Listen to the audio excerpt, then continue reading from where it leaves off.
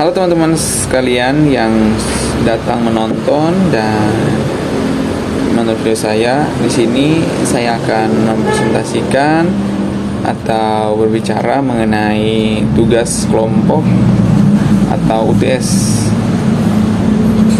mengenai tugas yang sudah diberikan mengenai metode Scrum ya teman-teman.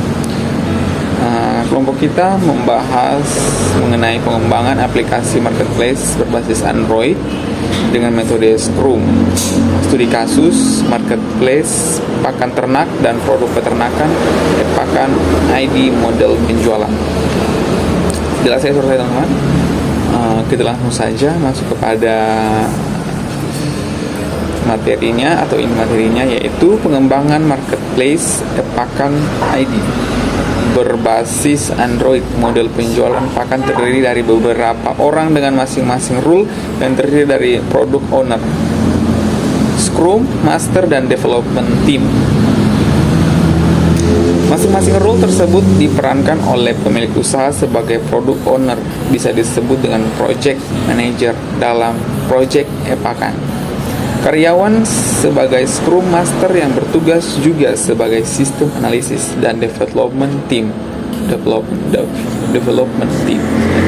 terdiri dari FMP sebagai produk, sebagai Android developer, aplikasi sebagai web developer, RP sebagai UI atau UX designer.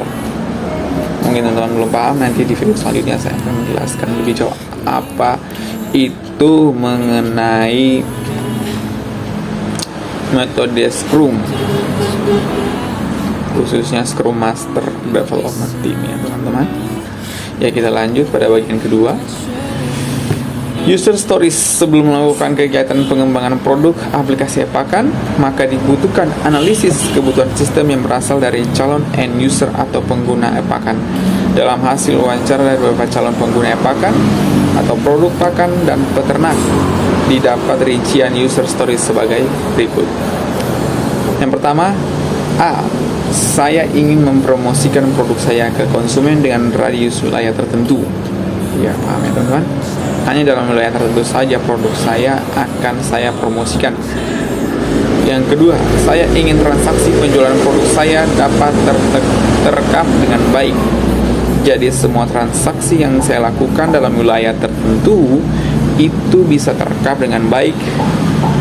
Tidak harus menunggu dari luar daerah atau luar negeri ya teman-teman untuk transaksi atau data-data itu menunggu lagi atau dicecer, tapi dalam wilayah tertentu saja saya melakukan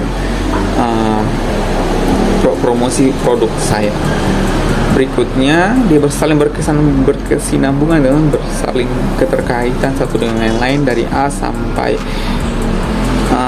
beberapa yang sudah saya rangkum di sini. Yang berikutnya C, saya ingin menjadikan dan ingin memberdayakan sumber daya di lingkungan saya atau radius wilayah tertentu saja, manusia dan alamnya. Ya, jadi saya ingin menjadikan, ulang lagi ya teman. Jadi saya ingin menjadikan dan ingin memberdayakan sumber daya di lingkungan saya.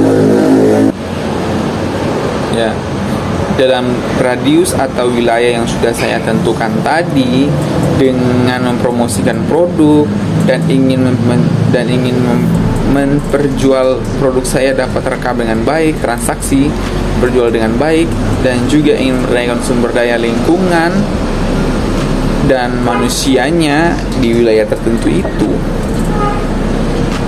agar produk saya ini berjalan dengan baik, tidak menunggu dan menunggu lagi. Mungkin seperti itu teman-teman. Berikutnya yang D, melakukan persaingan dan seleksi pada wilayah tertentu dengan tujuan awal usaha pada produk lokal. Contohnya menggunakan dan menjual barang tradisional atau khas daerah pada wilayah tertentu saja. Ya, jelas ya bahwa di sini melakukan persaingan tentu di daerah-daerah yang akan kita promosikan produk kita atau menjual produk kita, itu pasti ada persaingan. Ada produk-produk lain, ada persaingan dari beberapa pihak tertentu demi kemajuan masing-masing ya. Ya, dengan begini saya akan melakukan persaingan dan seleksi pada wilayah tertentu dengan tujuan awal usaha produk lokal.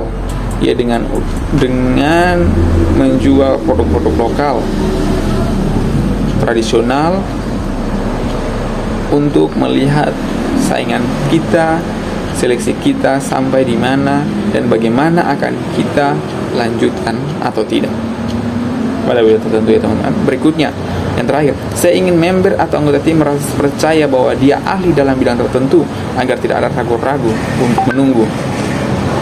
Ya, jelas ya teman-teman bahwa setiap dari kita harus percaya diri dan paham betul-betul pada bidang yang sudah kita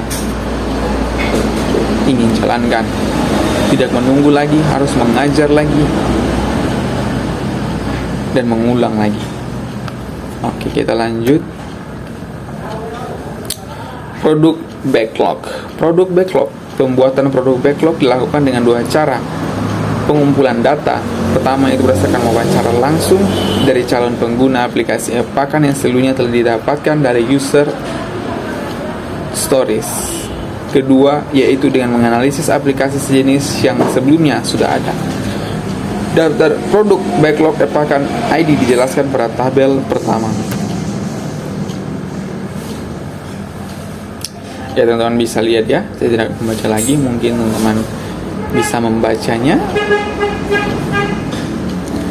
Mulai dari nomor urutnya, terus fitur produk backlognya, ada pembuatan use case, pembuatan activity diagram, pembuatan sequence diagram, class diagram, terus seterusnya, database-nya, estimasi jam kerjanya, tingkat kesulitan, ditentukan prioritas apa, dan kemudian teman-teman bisa lihat.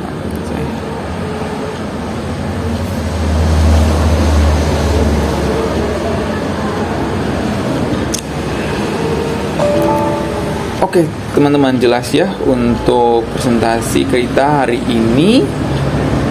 Untuk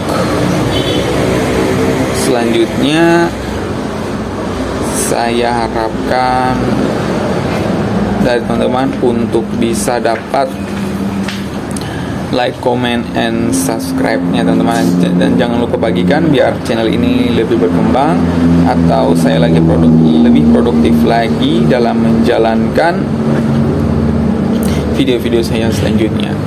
Terima kasih dari saya.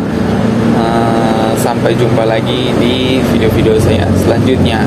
Assalamualaikum warahmatullahi wabarakatuh. Salam sejahtera untuk kita semua. See you for the next time.